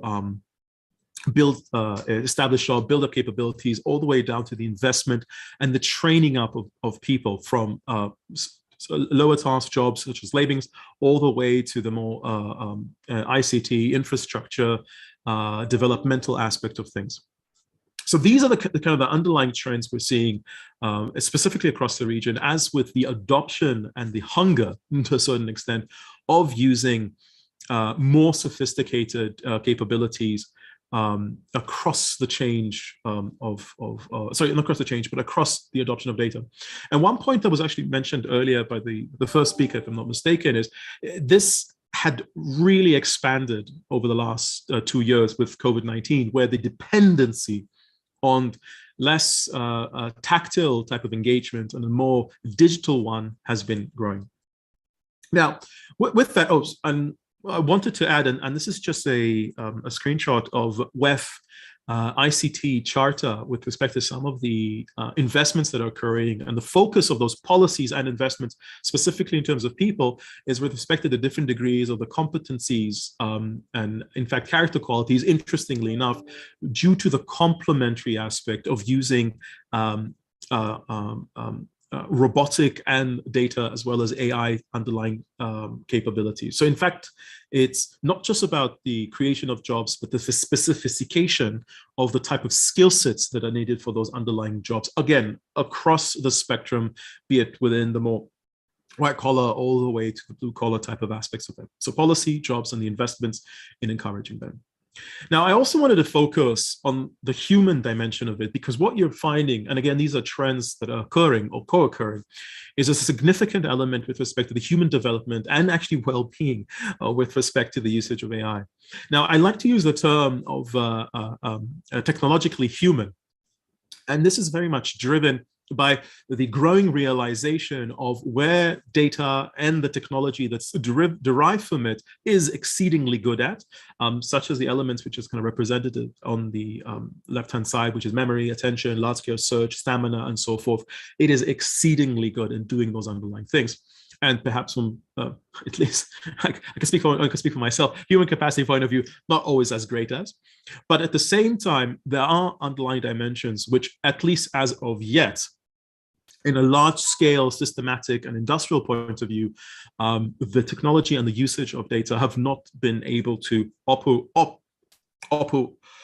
operationalize in that underlying capacity, such as creativity, goal-setting, common sense, reasons, rare cases, and so forth, which are still fundamentally critical in what we're doing. So the underlying approach from the human development point of view and the trends that we're seeing is really kind of aligned with the policies with respect to jobs, is how to find what I would like to call augmented intelligence, not just artificial intelligence, and the refinement and the specifications of jobs and the training associated them to finding to applying the human skill set into the areas where they excel, such as those creativity, goal setting, common sense, reasoning, rationalization, dealing with situations which are have very little data points or occurrences associated, and instead where there are cases where of high repetition to apply data, robotic, and artificial types of techniques. Now, this is also extremely important because we're seeing an implication all the way from a tertiary point of view and an academic one, let's say, in terms of STEM, which has been traditionally focused on the science, technology, engineering, and mathematics, which still would be exceedingly important in the development of the underlying technologies that we are adopting and using, but at the same time, having a concurrent focus on the necessities, on the more creative skill sets. I can't remember whether it's a left hemisphere or right hemisphere, which are in fact needed to complement those STEM skills within the workforce. So in other words, one of the trends that we're kind of realizing and are growing again across the region and globally, so on a view, is maybe perhaps an over-focus on STEM, still critically important, still necessary, still needed in terms of the development and the adoption of techniques, but in terms of using them, operationalizing, and truly achieving the benefits that we aspire to in having not just STEM skill sets, but those social, cultural, creative one in assuring a genuine augmentation and adoption across the board. So these are quite critical. Now, also more is in supporting and encouraging workforce innovation, workforce entrepreneurship, internal disruption, although perhaps disruption is too of a volatile term, is really more from an internal innovation and a continuous drive for optimizing existing productivity, as well as identifying and realizing on new opportunities and development of new productive avenues within an organization and its and collaborations. So these are some of the critical aspects that kind of really seeing co-occurring across the region from a policy perspective, an investment point of view, and now from a human development perspective. And then to kind of wrap it in, And again, I wanted to speak in high general terms, and some of the trends that we're experiencing is really the applications of data and AI, and specifically within the focus of the shared propensity and sustainability. So two key elements. One is the realization of, and I think this also comes in terms of cross-institutional data, as well as, if I go one step further, cross-border data, is how we're able to commoditize, at the lack of a better word, knowledge to benefit us as an underlying common utility. We're finding this could be in trade finance, this could be in case of financial crime, it could be in situations of, as we again was mentioned by the other speaker, in terms of experiences of cyber attacks, in terms of how we can benefit on these underlying capabilities, solutions, platforms, new utilities, to benefit multiple institutions in terms of combating as well as addressing underlying common goals. Now, this is also critical because there's potential implications in terms of facilitating that from a policy point of view, as well as from a governance perspective. But we are seeing more and more. In fact, there's a recent one which is going to the extent of AML knowledge information across institutions, but this is happening in Europe. Then secondly is with respect to the whole sustainability agenda. Now, why I bring this up, and it's less to throw more jargons into the air, because sometimes, there's this challenge of, what does ESG truly mean, is in exactly that. We're realizing, and what we're finding as an overarching trend, is data is being used more and more proactively to make ESG specific and concrete, from the taxonomy of ESG and the realization of how to contextualize it within an organization, to the taxonomy in terms of what is it that we're trying to achieve and how do we go about measuring it effectively. Now, this personally, I believe, are really, really important because it substantiates and helps putting in place the underlying solutions, approaches, and so forth that are able to concretize, operationalize, and drive those underlying goals with respect to a positive impact from an environmental, societal, economical point of view. So in other words, being able to quantify and measure those. So in the end of the day, we're finding that, and be quite honest, we're still learning with respect to the world of data. And this is exhibited with the underlying trends that are occurring across the region. The last 2 years have resulted in a absolutely phenomenal boom. I mean, while a little bit of gray to not gone through it, on the other hand, from a data-centric point of view, I was saying that it was the next best thing that could have happened to the world of data and the implications associated within it. We're seeing a significant boom with respect to the policy and implications, the realization of how do we encourage the adoption associated with it, and concurrently, how do we assure that the safeguards and the mitigating controls are put in place. My personal approach towards it is really governance as a business enabler, and that's how I believe it should be approached and how it should be considered. Secondly, from a policy perspective, in terms of both from an investment point of view, a lot of times when it comes to data, it's an upfront investment to a downstream benefit, as well as the implications and the impact with respect to jobs, specifically to the nature of them, the skill sets associated with that, as well as I was kind of alluding to, the nature of the training, all the way to the academic and the tertiary aspect of it, STEM, but not just STEM. Also internally, what is the implication from a management point of view, the approach, governance, control, and so forth. Finally, from a utility perspective, shared benefit, we're seeing significant trends along these lines across a range of applications and a range of industries, might I add. And then finally, the focusing and the sharpening with respect to the measurement, understanding, and goal achievement with respect to the whole ESG agenda with respect to what it is not, and how do we go about in terms of measuring. And that's one of the aspects that we're finding significantly occurring within specifically the operational space of data. So with this, a lot to digest. Happy to take questions and go into a lot more detail, but I thought to give an overview and speak in generalities on some of the trends that we're seeing across both locally and the region. Thank you. Thank you, Dr. Hardoon.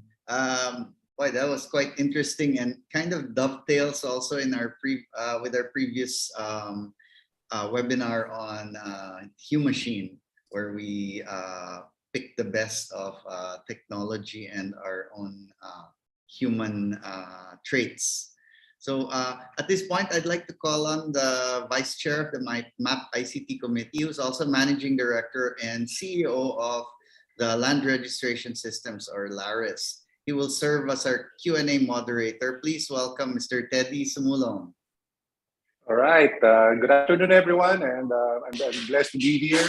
And I look forward for you to put your questions on the chat board so that we can take as many questions as possible, so that we can take advantage of the time with our panelists today. Pleasant afternoon to everyone. Great. Teddy, before we go to the Q&A proper, I'd like to request for a short photo op with our speakers and reactor.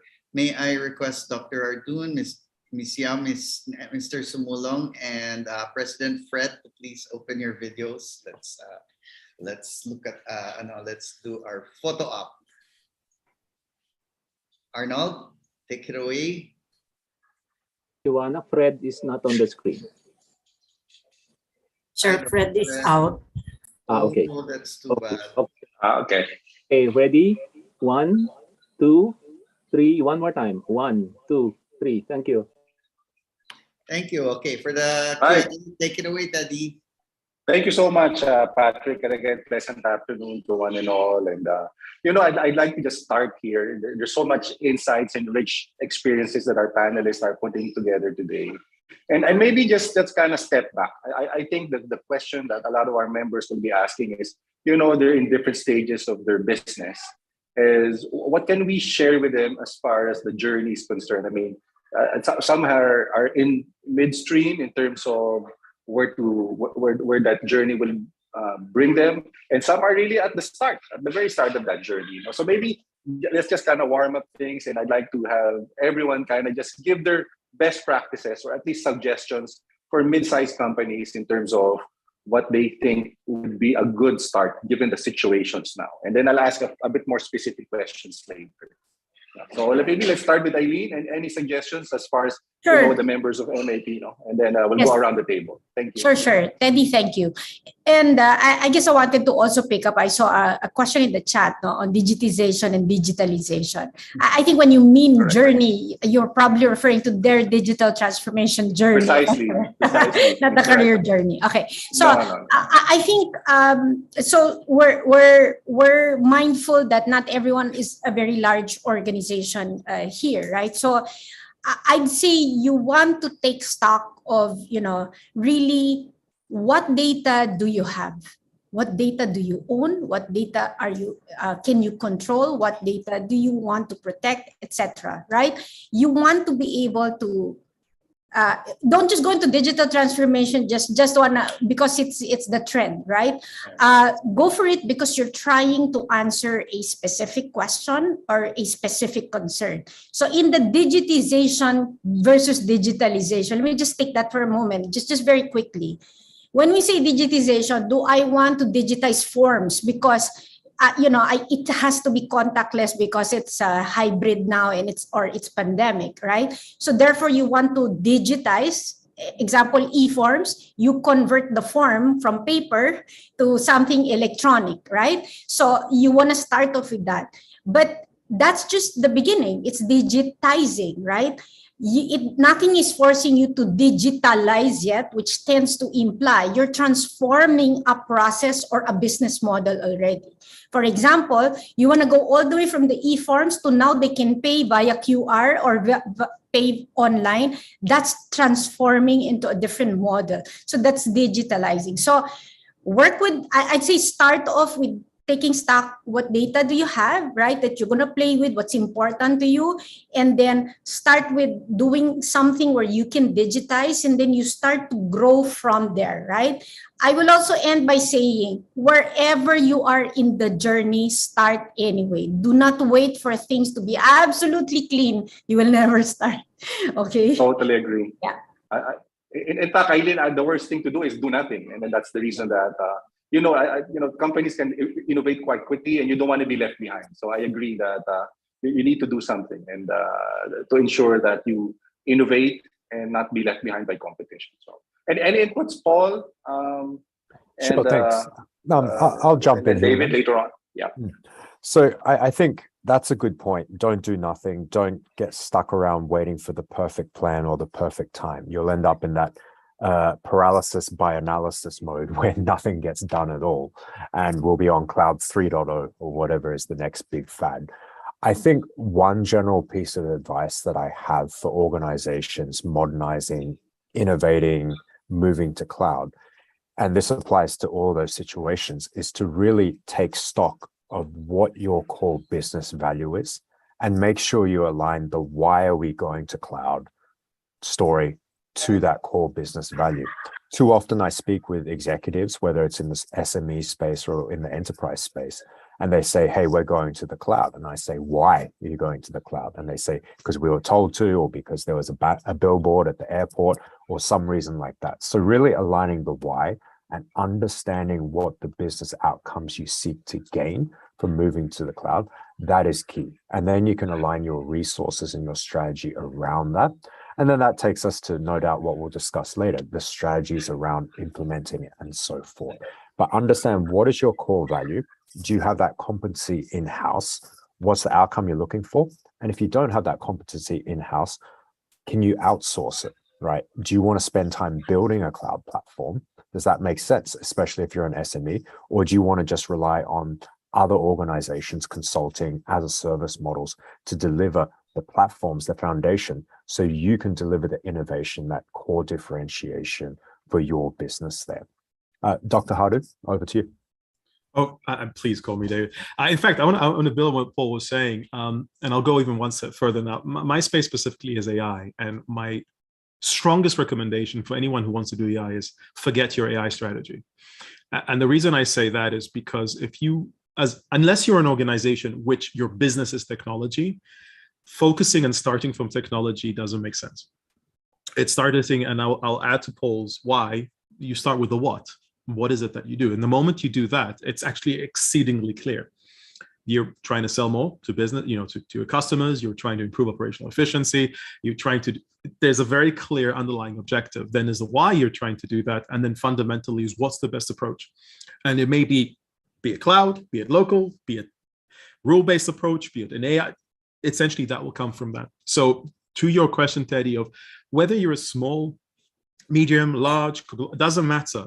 The biggest and truly what I would encourage is don't be distracted by the don't be distracted by the details. Don't be distracted by the analytic technology. Focus on what is it you're trying to achieve. And what you will find is that if there's certain pieces that are missing, at least now you have the justification to put it in place. Or there may be a ready-made solution to get it done, or there may be something that be built. But at least there's an underlying starting point. And to AILEEN's point, and data will be for eternity dirty and will always not be complete. So you definitely never start with that. It's start with the what, why, and take it from there. And it will, it's I don't know if anyone who watched the movie with Kevin Costner, it really is the case. If you'll build it, they'll come. Field of dreams. And thanks so much, everyone. I want to kind of slightly pivot here. There's a fair bit of audience here who has taken a leadership role in their organizations. They're probably CEOs and chairmen. And their skill sets might not exactly be aligned to technology. In many cases, they rely and depend on their chief technology officer, chief information officer to guide them and explain in sometimes analogies exactly what we're trying to achieve in terms of transformation. So my question is, as technology providers and adapters, is what can we teach the future leaders? What type of skill sets do they need to ensure that they grasp the technology? Because it's really a leapfrog strategy that can really differentiate them in the market. But some technology leaders, they came from the sales line, some come from the finance line, but there's not a few that really come from the technology side moving up to the CEO. No, it's a very specialized skill. So maybe my question to AILEEN and Peter and David is really, what can leaders that don't have really a technology mindset, do as future leaders? Because they sometimes do become dependent, but they do realize that technology is a key differentiator. So maybe we can start with David this time and just move around and have AILEEN, and then Sure. Well, I'll start off by saying is that sometimes there's this pressure, perhaps even in terms of like saying, oh, I need to learn technology. I need to understand the nitty gritties of what's happening. Now, I will kind of advocate that unless there's a genuine desire and interest to do that, that's actually not necessary to a certain degree. I mean, that's exactly why you would hire the chief technology officers, the technical people and so forth, who would have that underlying expertise to do so.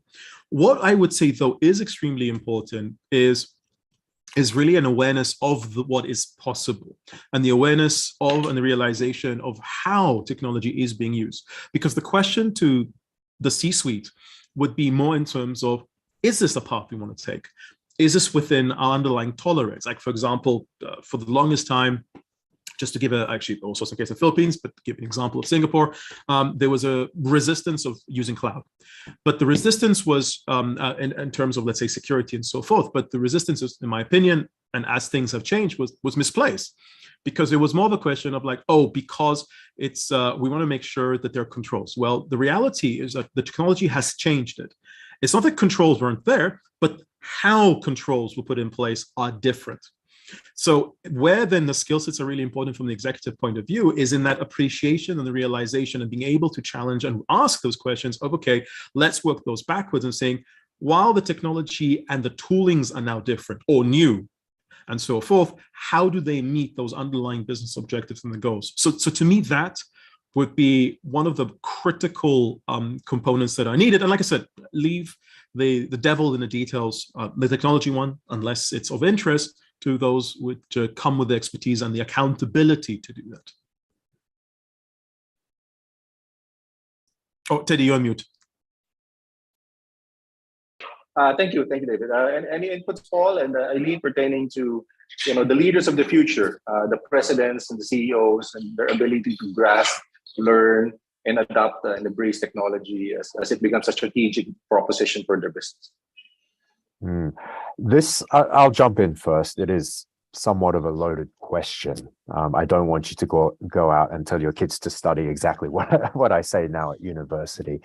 I think more generally, what I'm seeing is there's a shift towards not IQ, but EQ, your emotional intelligence in leadership. And I think this will play an even more important role in the technology domains, because as technology gets more complex, as people need to keep their skills up to date with the latest trends, the latest buzzwords and so forth, at the leadership level, you have to be able to engage with stakeholders of all different backgrounds and to be able to communicate the values of an IT solution or a technical widget to the business outcomes to make initiatives happen. You have to go across multiple different domains, stakeholders, all different backgrounds. So this focus on your emotional intelligence will help drive the agendas and help position you as a leader that people will not only follow, but will also be able to get results done within the organization there. So more generic of an answer there. I don't have specific courses to go follow, but I think that will be a big part over the next couple of years as we see it. I mean, we've seen it throughout the pandemic where we've always had to be engaging like this in a virtual form. And simple things like turning your camera on, trying to speak with your hands and body language. This is becoming more and more important, in my opinion. ILEEN, over to you. Yeah, thank you, Paul. I'd like to comment more, Teddy, on the fact that first we have to understand why is there this awkwardness versus or the reluctance to adopt technology, right? It's because in the past the tendency was to get scared by technology, but today technology is all over the different industries, right? I'll give you a very, very simple example, right? Before, we did not know how to order, I'm talking general terms, from maybe food online, Food Panda, Grab, whatever, right? But now you know how to do it. You know, on your phone, you know how to do an e-wallet and so on. Do you know whether it runs on the cloud or in some data center somewhere? Do you know if it uses Red Hat or some software? You don't, right? You are simply a user. So what I'm trying to say is that technology has gotten to the point where it has abstracted the technicalities of it, and therefore, and it's becoming more and more usable by domain experts. Meaning, if you're HR, you're actually an AI and a cloud user even without knowing it, right? But you have to try. You have to try and adapt again anyway. So start again anyway, because you'll get there. It's so abstracted already. Technology is much simpler now. I talk about sustainability. It can be now on your phone, right? So leave to the IT experts what's behind the app and maybe like Red Hat had already shared with you how it moves from this cloud into the other cloud, right? That's for them. But for you, as within the domain, the business unit, don't worry about it. It will be understandable to you. And there are many, many use cases to prove it already. Unlike 2 years ago. Okay. Yes. So, yeah. And to quote David, that's you get to answer the why, which is more important. Exactly. Okay. This I don't know how much time. No, just let me know, Patrick. But this one's a nice question. As you know, this pandemic has really industries such as retail, travel, tourism in general have really gone down substantially. On the other side, areas such as digital payments, logistics have all prospered.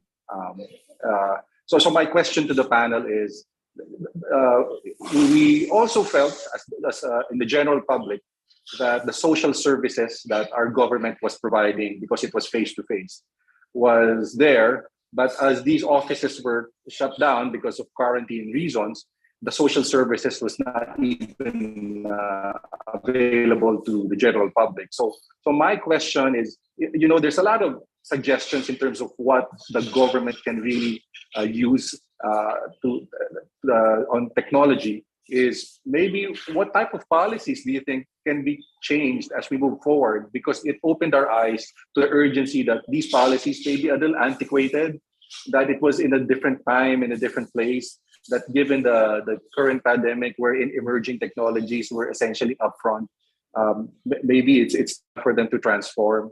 So that's probably I want to throw that question to our panelists, because it did really open up that technology was a key enabler during that pandemic. So from meetings to payments to logistics to supply chains.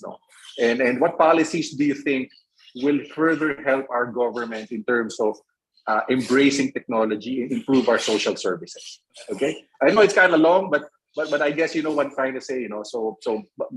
Give your thoughts, Eileen. It's your turn. Yeah, maybe I can start. Yeah. Okay, go. I was just talking about it, a day ago. So, I think if you think about what happened to us during the pandemic, and we're now digital experts, right? I mean, all of us as consumers, I would say, right? You can say you weren't like this 2 years ago, right? So if you think about it, we did not stop the actual transaction, meaning it's not because we no longer are using the bank.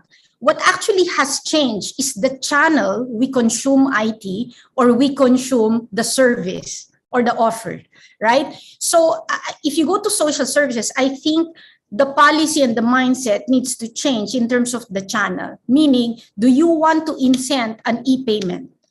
Okay, if you pay via the channel that is a digital payment, right? Is it a smaller cost of the transaction rather than going to the branch? Okay, it's an easy one. Or do we want to open, let's say, for social services, this is a purely digital channel. That's it. Then everyone's going to be forced. The same way the IATF has forced us to be locked down, and the only way is for you to order online.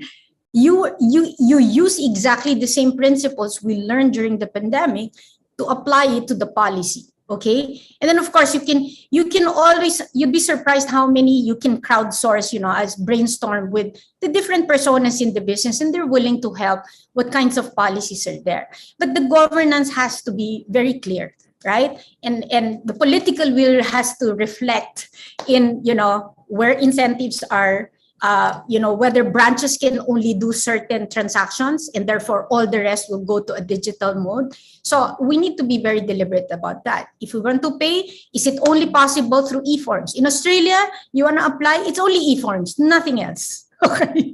So, and if we do e-forms and we use the digitized mode, you might as well bring them all the way to payment. Do not just do the digitized data capture.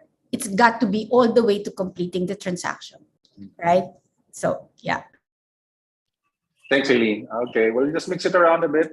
David, your turn.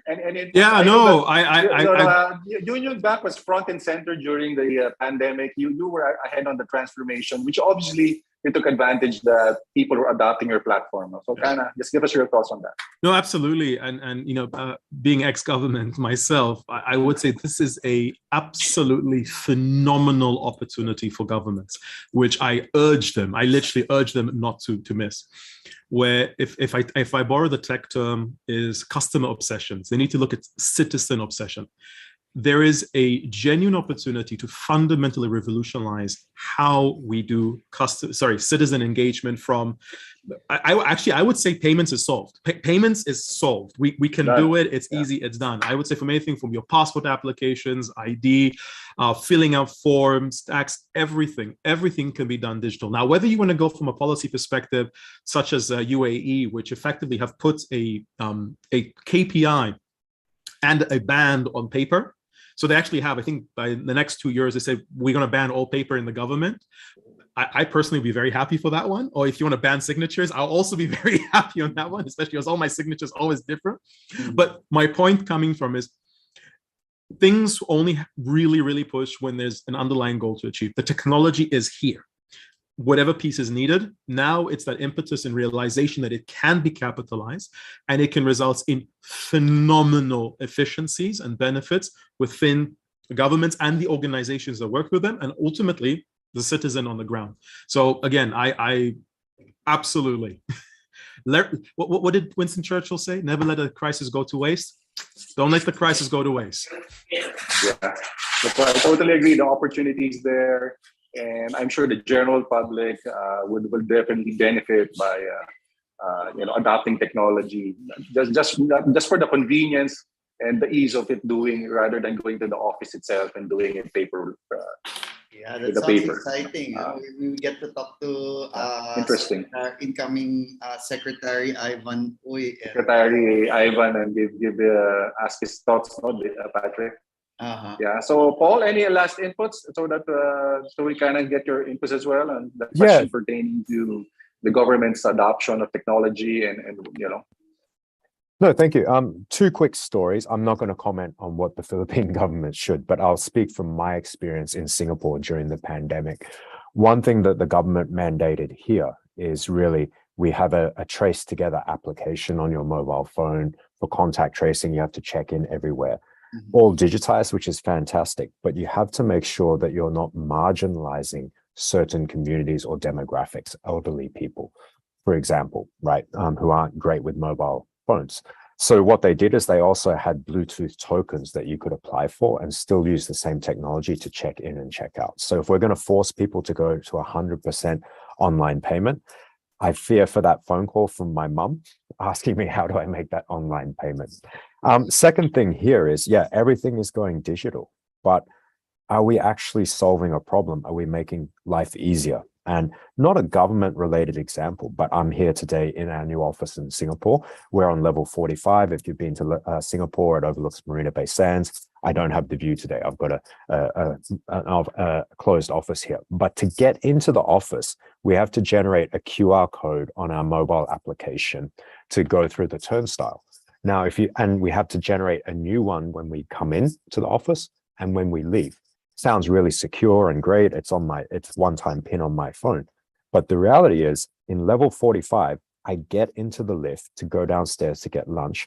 I lose my 4G connection, which is needed to generate the QR code. So when I get down to the bottom at lunchtime, there's a rush of people who are frantically turning their phone on and off the 4G to get a connection to generate the QR code to get out of the building, right? So to me, they've over-engineered a solution to a problem we didn't have in the first place. So I think that's my warning to everyone on the call here, because I get hungry when I miss lunch, and I'll be late for meetings as well. So, you know, really, are we solving a problem, and are we doing it in the right way?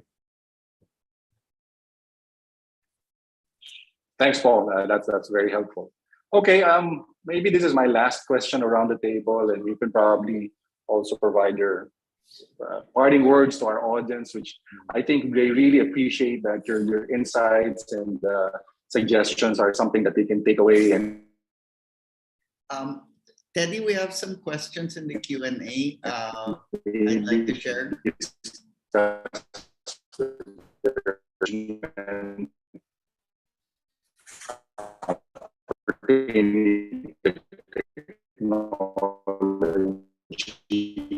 We lost Teddy. Yeah, I think Teddy, your connection's kind of getting slowed down. But anyway, I'd like to share Vic Magdarao. Sorry, Patrick, can you hear me? Go ahead. Yeah. Dr. Okay, go ahead, Patrick. Yeah.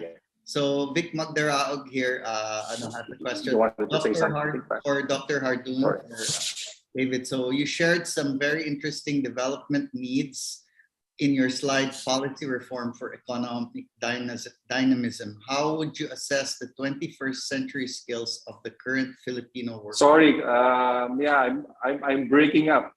That's okay, Teddy. So I'm just adding a question here to Dr. HARDOON from Vic Magdarao. So did you get the question, Yes. David? Yes, no, thank you for the question. So I think it's an element of the current and the future. So current, this is exactly, I mean, the chart that I shared earlier during the policies and identification from WEF, I think that was literally just towards the end of last year. So it's fairly a new appreciation and understanding of the focus of the skill sets that are needed effectively. And what you're finding is actually this is fairly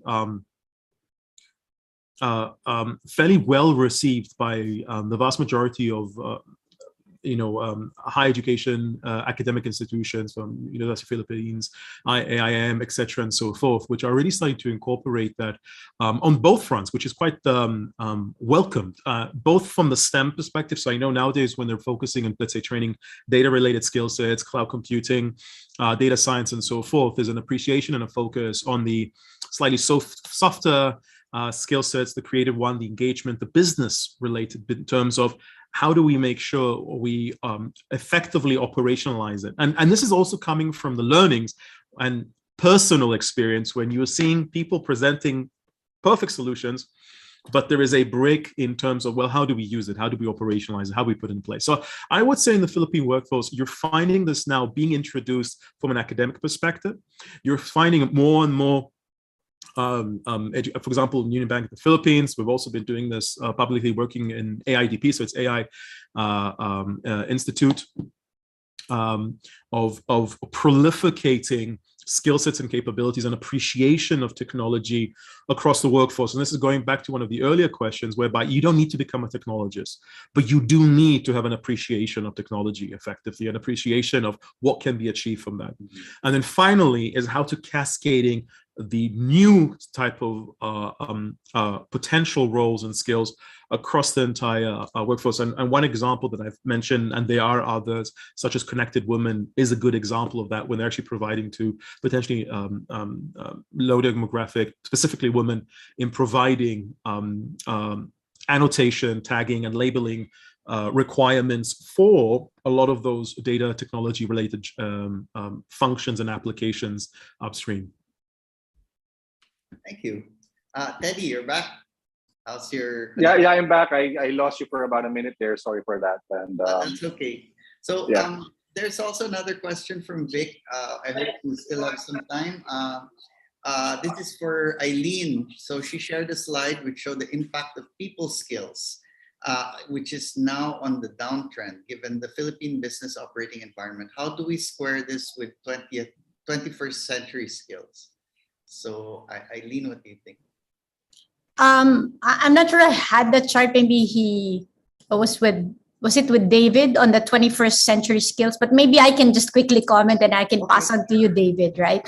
I guess where we are in the Philippine business environment, right? And I was referring to the hybrid workforce, and then the artificial intelligence part, right? So, I guess more, you're probably referring to more, how do you look at the skills and how do we get them there, get them more of the 21st century skills. I'll start by saying this. We already know now, you've seen it in, like David had already shared the chart, right? What's really there? We have to start early with STEM, right?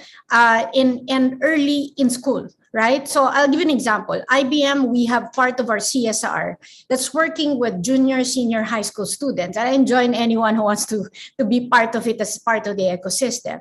Exactly these skills, beyond the usual foundational competencies, we're teaching, while we teach them blockchain, for example, the fundamentals of AI, what I just shared with you, right? But we're also teaching them the soft skills, critical thinking, creative problem solving, etc., which you saw in that particular chart. But we got to start early because that collaboration has to be way before they enter the workforce. In fact, if you look at industry attempts now with the Educational Commission and all that, we're even trying to apply nutrition with earlier than high school, right? So that, you can have nice technology, can have nice skills, but if they cannot even internalize it because they're hungry and, they don't have the basics, let's think really basic, right? Mm-hmm. But there is a way to start off with that, and we start early. Right? It's a big problem. Okay, it's a big problem, but we got to start early. And I'm sure we get our heads together, we can attack that too. Okay, so yeah. Nice answer. Thanks, Eileen, and appreciate everyone's inputs. No, so I guess thank you so much for everyone's time. I don't know if you have enough time, Patrick, but maybe maybe what I can ask is, if you were in an elevator or in a short meeting with a CEO, and that CEO asks you the question, where should I start? Because that's really where they are. I mean, given their skills, given their situation, given the economic environment, competition, and all that is. And they ask you as the technology consultant, where should I start and what should I do? Maybe that's a good parting words that each and everyone can do as we, commence the webinar today, and what tips you can do, and maybe a little bit of pain points and struggles that they might be anticipating along the way in this journey to digitalize, to transform their organizations, to make it more future-proof in the future. So Eileen, then David, and maybe we can cap it off with Paul. Yeah, I guess might sound if I'm talking to them like that, again, I want to stress, right? Do not go into digital transformation because it's a trend, right? What first is the challenge that you're trying to, do you even have a challenge, right? So don't go to a solution looking for a problem to solve, right? Is there a challenge? If there's none, don't break it, right? Don't break it. Maybe you just enhance it. And how do you just start? You basically just, really start by asking yourselves, do you need help? Have the humility. I would ask this, have the humility to understand what you can solve yourselves and where you need help. It's a good start, I'll tell you, because many will help you, right? But if you cannot admit it to yourself and you refuse to get help, you will not get help. Okay, so yeah, I'd say start off with that. Thanks, Eileen. That's so helpful. Yeah, go ahead, David. Yeah, I given I'm presuming a short elevator ride, I would simply ask which KPI you're most behind on. Yeah. That's it. Interesting. As simple as that. Which KPI which you're most needle behind do you on? want to move, right? Which needle do you want to move? Interesting. Sure. And since I'm on level 45, I get a bit of a longer elevator ride. But are we really solving a problem? Start with the why and the what as well. But regardless of what you start to do, start small and demonstrate results. One thing that I don't see often enough is people don't baseline where they are today. So they can't demonstrate to business stakeholders that they have made improvements, tangible improvements. And there was a question in the chat, not in the Q&A, in the chat about how do we measure these KPIs? So I've put a link in there, and really spend the time to baseline and then look in the direction you want to go and make those tangible, actionable improvements to your organization. Thank you. Cool. Nice. So thank you so much, Eileen and David and Paul, and thank you for again sharing your insights, and appreciate your answering the questions of our members and some of our panelists, giving their expert advice to the members from of their wide experience. One last question, actually, David. What does is it okay? Your shirt? Oh, Can't see you. Can it One says thing one thing I I love love about about this this bag bag, is that we you give can credit give where it's credit. due. That's nice. Okay. Anyway, so Back to thank you, you, Patrick. thank you, Thank you. thank you to Paul, thank you, Eileen, thank you, and David. So is President Fred still around, Arnold? Not anymore. Okay, so we'll just I won't have any more closing remarks. We'll just adjourn, Arnold. Yes, please. Okay. Yeah. So again, thank you everyone for sharing your time with us, and very interesting presentations from our guests. Note that these are available on the MAP Facebook page, so you can watch it again if you missed the earlier part, or you would like to rewatch something. Again, thank you to Dr. Hardoon, to Ms. Yao, Mr. Whiten. Thank you to Mr. Sumulong for organizing our Q&A. And I guess that would adjourn our meeting until the face-to-face, which we will be holding on July 14 at the Shangri-La at the Fort. I am looking forward to that. This MAP GMM is now adjourned. Thank you, everyone. Thank you, Thank you. everyone. Thank you. Thank you. Stay safe. Thank you. Bye-bye. Salamat.